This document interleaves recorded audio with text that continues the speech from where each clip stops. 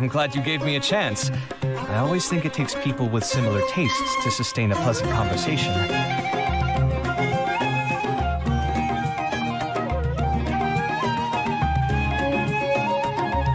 Come at me! Breaking new ground!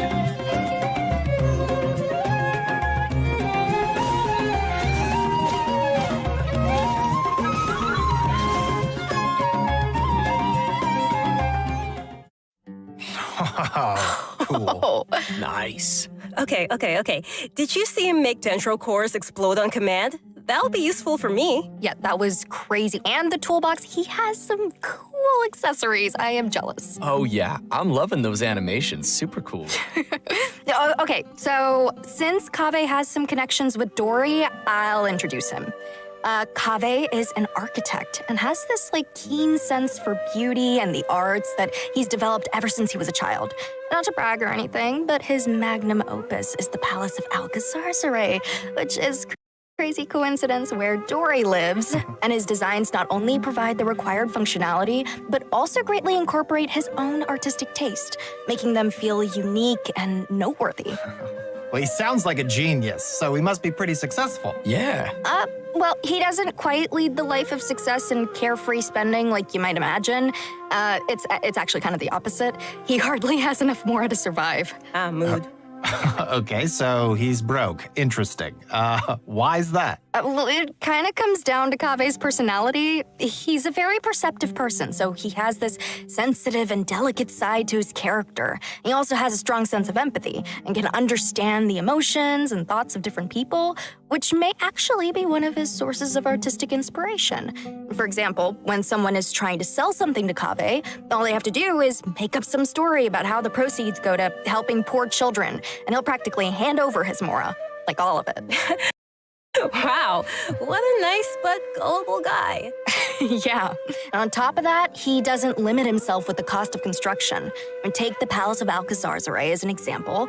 Maybe only a real maniac architect like him, who doesn't care about the costs, could ever build something as amazing as that.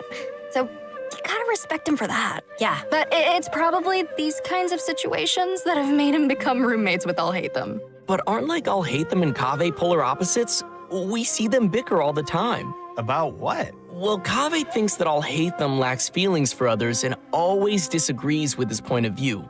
But like Anjali just said, Kaveh can understand how many people feel, but understanding doesn't always mean agreement. Right.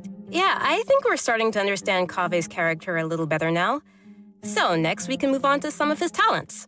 Yeah, for sure.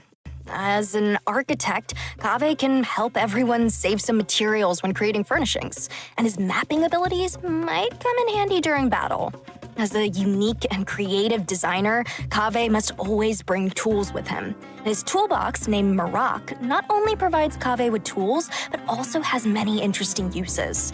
For example, Marak's mapping ability allows him to scan the battlefield, causing all Dendro cores within a certain AoE to burst immediately. Nice. In addition to that, when Marak completely releases its energy, it converts Kaveh's attack damage to Dendro damage and increases Kaveh's combat capabilities.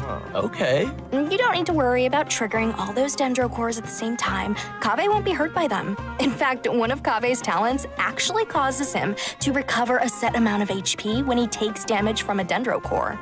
It's always good to have a reliable partner like that. Changshang always gives Baizhu a lot of help too, you know. Exactly. But Marak is pretty remarkable. It can even wield a sword for Kaveh. That's a pretty awesome toolbox. I know, right? Okay, so that should be just about everything we have for Kaveh. How should I say this?